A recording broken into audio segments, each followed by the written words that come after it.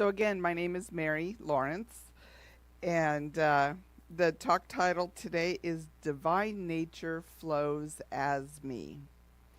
And I spent the last week sort of contemplating. I try to just sort of sit in the talk title and see what comes, and then the last 3 days I spent taking notes and then refining and editing and getting my talk down. And then on the way here this morning I was listening to Reverend Michael Beckwith, and I thought, oh my gosh, I need to rewrite my talk.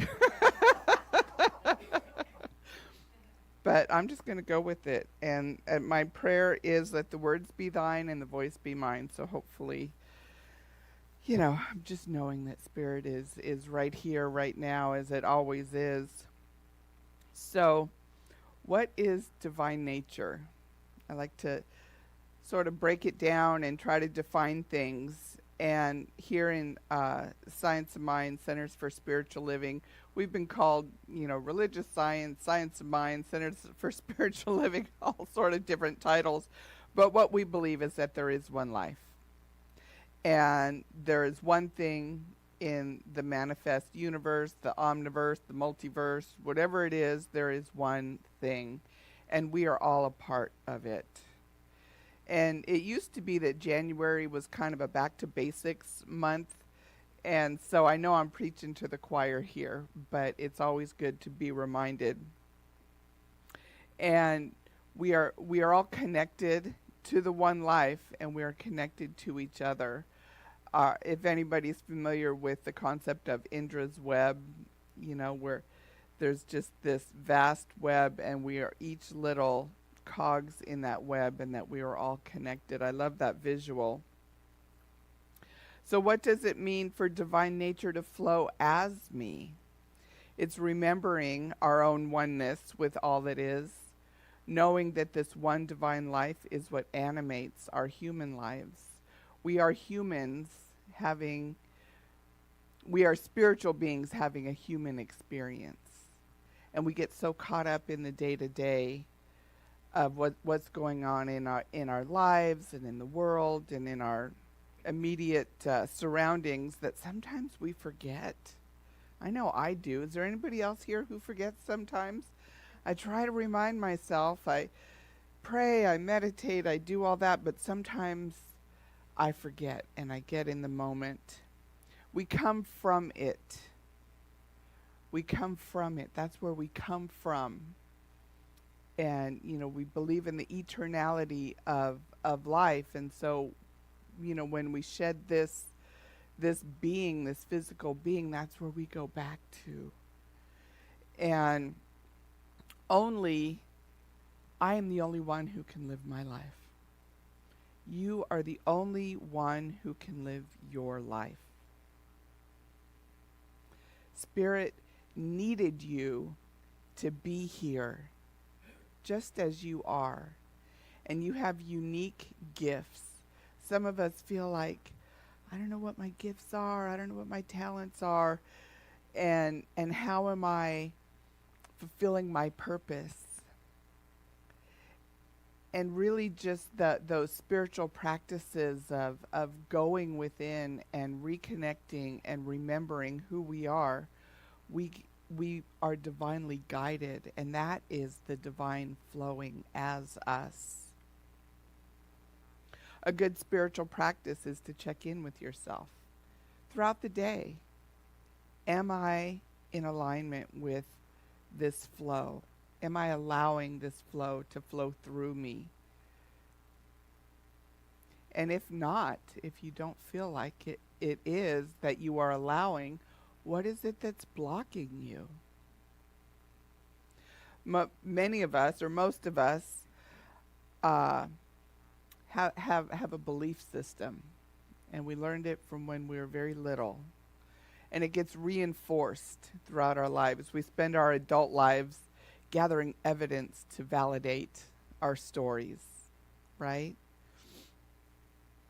The divine idea for our life is filtered through our belief system. So what is your belief system?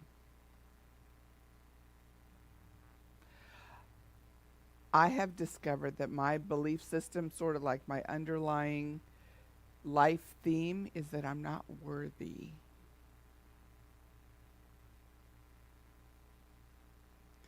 And the truth is that I am a powerful spiritual being.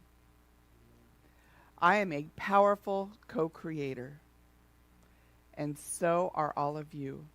Let's say that together. I am a powerful co-creator. Again, I am a powerful co-creator. One more time. I am a powerful co-creator. Sometimes I'm surprised by the power of my co-creation, my manifestation. Sometimes I'm frustrated. They say the days are long, but the years are short, right? In the day-to-day, when I'm in the midst of waiting for something to happen, it can get frustrating. Has anybody here had the experience of, like, I'm setting the intention for whatever it is, and then you go, is it here yet? I'm setting the intention. Is it here yet? Sometimes it takes a while, and part of the co-creation process, because that's what we're doing. We are co-creating our life with this infinite presence, right? Part of the process is to allow things to unfold, because it doesn't always look like I think it's going to look. Our job is not to tell God how. We just say, this is what I want to experience, and then allow it to unfold and show up, right?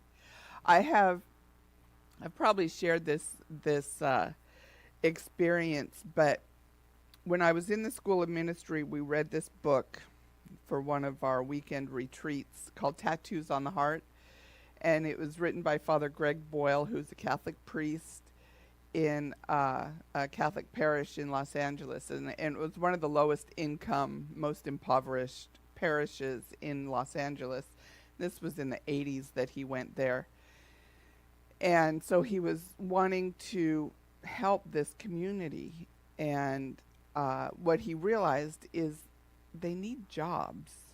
They needed jobs, is what he realized. So what he did was he started a screen printing business and had the homies, the homeboys, come to work for him in this screen printing shop. And it has since expanded. They do all kinds of amazing things there. They have legal help. They have anger management, 12-step. They have solar installation and a bunch of different things. It's really expanded a lot. I went up there a few years ago. It's actually probably been 10 years ago. The years are short, and did a tour up there. But I was so inspired by this book, I actually quit the School of Ministry, and I gathered some friends around, and I showed them this video about Homeboy Industries and the amazing work that they're doing. And what I wanted to do was start a nonprofit doing, like, linking people to jobs and social services and things like that. I wanted to sort of recreate that down here in San Diego. And they were all very supportive of me, but nobody really was ready to jump in with me at the time. And I had no idea what I was doing. And what happened was, a couple years later, I met someone who led me into working in a treatment facility with men and women when they get out of jail and prison. And so I started doing that, and I did that for a few years, and then that sort of led to my current job, which I work at probation, working with men and women in the jails and helping them develop a case plan and linking them to services, housing and food and substance abuse treatment, all that stuff. And what I realized was, I did manifest that. It just doesn't look like what I thought it would. And, when I allow things to unfold like that, I realize I'm letting go, and I know that I am going to be good no matter what happens. And it's that control that we hold on to. It has to be this certain way, and if it doesn't look like this, then I'm not creating, I'm not co-creating. I recently had to sort of put this surrendering thing into practice. I don't know, how many of you have gotten notifications from SDG&E that they're going to shut off your electricity? Am I the only couple? So last month they shut it off for about 36 hours, and I was not really prepared. So when they started sending these notices out a few weeks ago, I wanted to be prepared. I'm out in Ramona. There's like high fire risk out there. I lived in Fallbrook for several years, and so I'm not unfamiliar with living in a high fire risk area. And so I packed a go bag. And for the first few days I had it in the house, and then I thought, I'm going to put it in my car. And I was kind of, checking, like, when are they going to turn it off? When are they going to turn it off? There's fires in LA. Are there any fires in Ramona? My head started going, right? And I started getting caught up in the energy of it. And I was trying to balance between being prepared and being centered and grounded and knowing that I'm okay no matter what happens. And that's sort of a delicate balance. That's like the human side and then the spiritual side, right? And that's the experience of being human, being a spiritual being, having this human experience. And overthinking like that, getting into worry, is about the ego. The ego, the purpose of the ego is our survival. So the ego is focused on survival. And in order to survive, it wants to keep things the same. And it wants to control. Right? So as I was writing this talk, my go bag in the car, I went to my file cabinet to do something. And I was like, oh, my important papers are in the car right now, And what I decided to do as I was writing this talk was just to reframe it. Just reframe it. It's not my go bag anymore. It's my go with the flow bag. So that's one of the tools that I personally use in my practice to sort of overcome those old patterns. Just sort of stop and reframe things, because it's so easy just to get caught up in the momentum of that, right? And this week I got the call. You know the call, those of you who are parents. Mom, right? I got the call. Mom, my son, he's like, Mom, I think I broke my back. I was like, what? Yeah. He was snowboarding. He had a collision, flew in the air, fell on his back. He is okay. He is okay. He has like a pulled muscle or herniated disc, something of more of that nature. But he can walk. He can feel his toes. He didn't break his back, thankfully. But it's the call. And, life can just change on a dime. So one of the other tools that I like to use are mantras. And knowing sort of the backstory of myself, that backstory, I'm not worthy.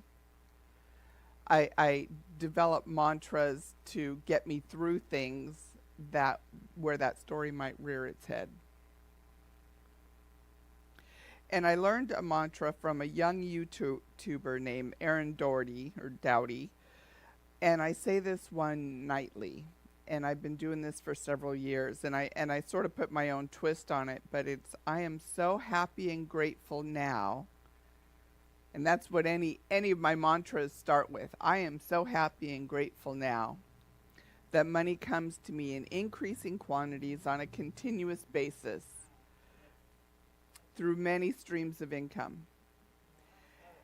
And one thing that I have to remind myself of, that I have fallen into sort of this trap in the past, is starting to believe that my employer is my source. The person who's writing my check is my source.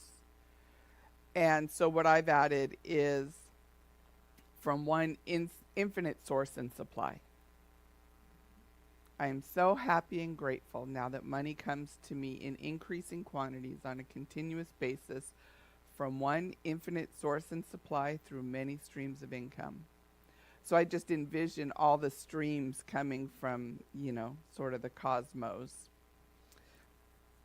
And I have a lot of them. Since I bought a house last year, I've been wanting to buy a house. I've shared this a few weeks ago when I was up here. I've been wanting to buy a house for years. When I was married, we lost our house in 2009 after the big real estate market crash, and moved our little family from a third of an acre, 3-bedroom, 2-bath, 2,000 square foot house into this little 2-bedroom, 1-bath condo with our kids. And I've been wanting to buy a house. And so I did last year. It's been about 10 months. Woohoo! And so when I go to bed at night, I say, I am so happy and grateful for my little house. And I say, I am so happy and grateful that my kids, my puppy, and I are safe and protected.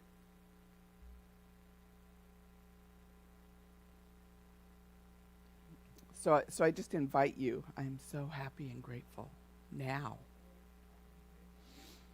Wallace Wattles, in The Science of Getting Rich, talked about how powerful we are and that we could, in fact, create something out of nothing. I could say, I want to create a piano, and a piano could materialize. Jesus, the master teacher, and other master teachers have done that. They've created something out of what appeared to be nothing. Most of us, however, create through the existing processes and systems. Sometimes it takes years to achieve what we seek. Like I said, we lost our house in 2009 and I bought a house in 2024, So sometimes it takes a while. And like I said before, it often doesn't look like what we think it's going to look like. But the important thing in being with the flow and allowing the divine to flow through us is to let go of the outcome. Then it's important to recognize what we receive. Recognize it when it does manifest.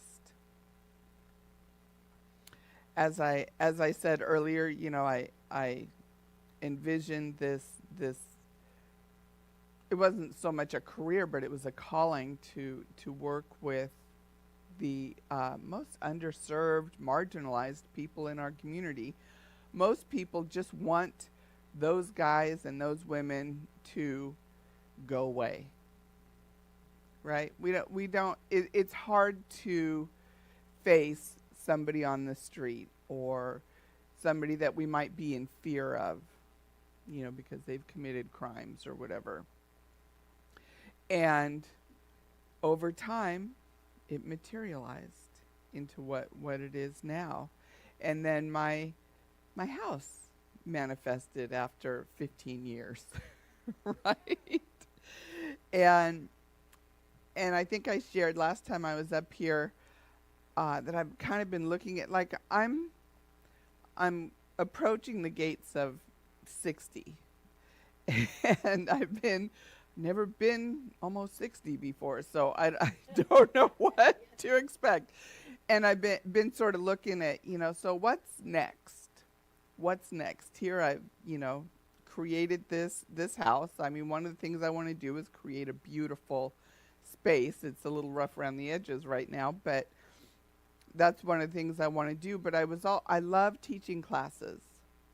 That's what I love to do. I teach a financial literacy class to a group, of my clients on Sunday nights. And I was like, I would like to take this show on the road and take this class out into other programs and things.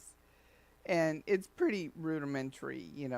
Some of my clients have never had a bank account, or they have and they really screwed up their credit or whatever, and they have to fix things to get a new bank account. And I'm teaching them how to save and invest and, blah, blah, blah, compound interest and all this stuff. But what happened was I had that class, and then I picked up another class in the jail through my work, through my job. And then my boss called me last week and she said, hey, how'd you like to teach an anger management class? And I'm like, yes. And so recognizing, this is being drawn to me, I'm drawing it to me, is so exciting, right? So recognizing when our intentions are made manifest. And today's the last day of this current presidential administration. One of the things that they promised when they came on board was they were going to forgive student loans. And I thought, that would be great if I could get my student loans forgiven. But I've been paying them. And I had filled out the application for whatever my specific circumstances are and justify why I think I should get my student loans forgiven. And I kind of, in recent months, have just figured, I'm going to pay my loans, And I got an email on Friday that said, your student loans are going to be forgiven. Right? So it's really, this tape isn't really working, but that's okay. It's really about recognizing and being grateful and giving thanks. And the student loan hasn't disappeared from my account yet, so I'm going to have to follow up on Tuesday. But, it's recognizing. And Ernest Holmes said, one of the great difficulties in the new order of thought is that we are likely to indulge in too much theory and too little practice. As a matter of fact, we only know as much as we can prove by actual demonstration. That which we cannot prove may or may not be true, but that which we can prove certainly must be and is the truth. So recognizing when the intention that we set, even if it's just every serious thought is a prayer.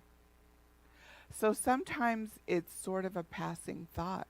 It's not even something that's on your vision board or, that you've really sat down and journaled about and written it as an intention. It could just be a passing thought. I would really love to teach some more classes. And being in the present moment and gratitude.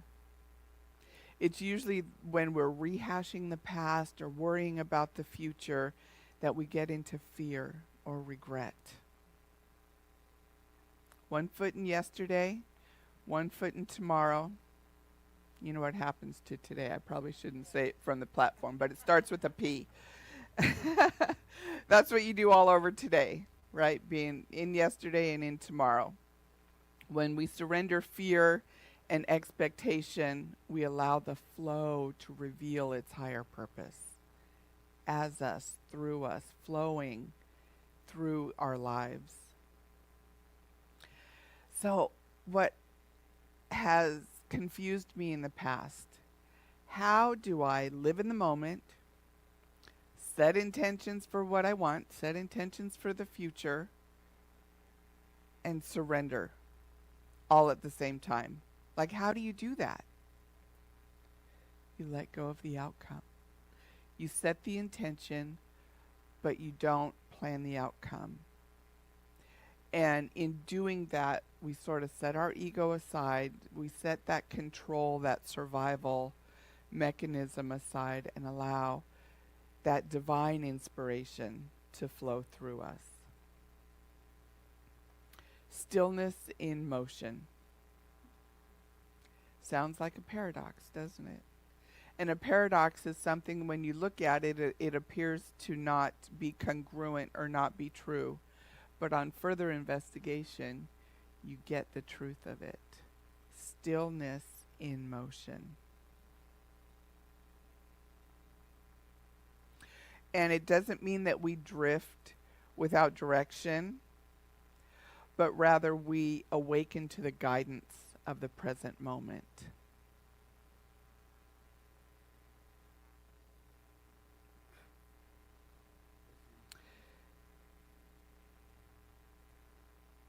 Okay. This is not the slide I thought it was going to be. Let me go. Here, Rumi. Rumi said, "Try not to resist the changes that come your way. Instead, let life live through you. And do not worry that your life is turning upside down. How do you know that the side you are used to is better than the one to come?"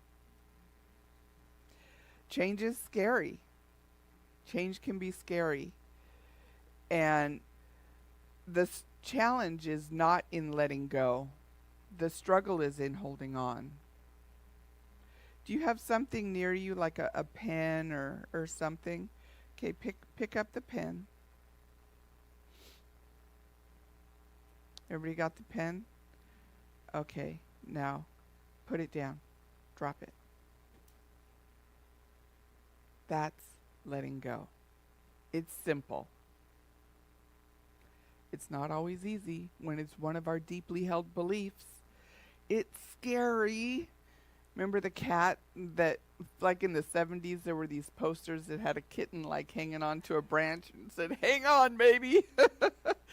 Let go. Let go.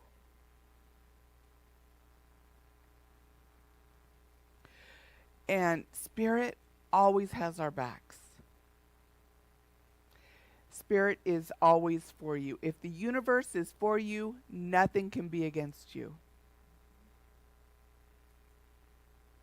And it's hard to remember that when we're in the midst of some calamity or tragedy or something. When I got the call from my son, my first impulse was, like you did, right? And then I went to pray. I just went to prayer. As he was telling me the story, I was just praying, knowing his wholeness, knowing his good, knowing his health. He is a strong, healthy young man. He will get better. But sometimes it's scary.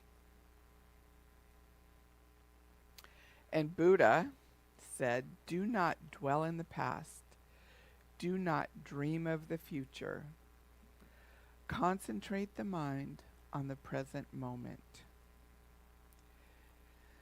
That is another really amazing tool when you're in the midst of something. In this present moment, everything is okay. Let's take a moment to center right now. Let's just take a breath and release.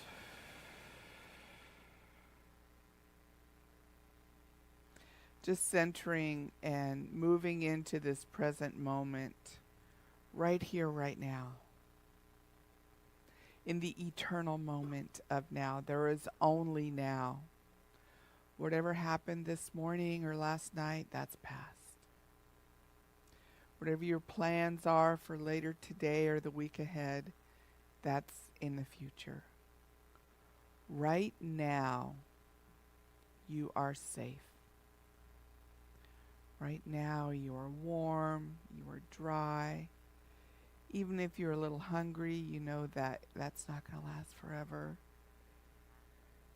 All is well. Even if you have any pain in your body, any dis-ease, any sniffles or illness. That is your body's way of communicating with you that it is on the job. It is healing you. It's doing what it's supposed to do to keep you in perfect wholeness, in perfect balance, in perfect health. So I'm just knowing right here and right now that all is well. That there is one life. That life is God, known by many names, yet to name it is to limit it. So it is just that infinite, absolute presence that penetrates, and fills the inner spaces of the universe. Fills the space between. That appears as separation, but it is all one. The manifest and the unmanifest, the pure potential. I just rest in that. I immerse myself in that infinite pool of receptivity and just allow the divine to just enfold me as I know it does each one of us. And so I just know that as we come together on this day, in this service, I am just so grateful. I am so grateful for the stillness. I'm grateful for the present moment. I'm grateful to remember my oneness, to remember the oneness for each one of us, to remember our connection to the divine, our connection to each other, knowing that Spirit indeed moves through each one of us, that the divine indeed flows as me, as you, in each moment of our lives, in the easy street and in the challenging times. It's all good. It's all God. And so I'm just so grateful for this time together. I'm grateful to share this experience with each person here in person, with everybody online. Grateful that you are here. And so I just allow the good to unfold in our lives as we move through the next days and hours, the week ahead, until we meet again.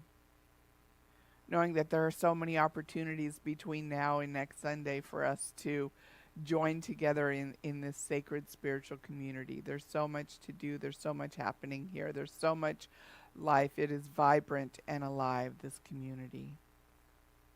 And for all of this, I'm just so deeply, deeply grateful. So I speak my word into the law, knowing that it is the nature of the law to receive my word and act upon it. It is already done.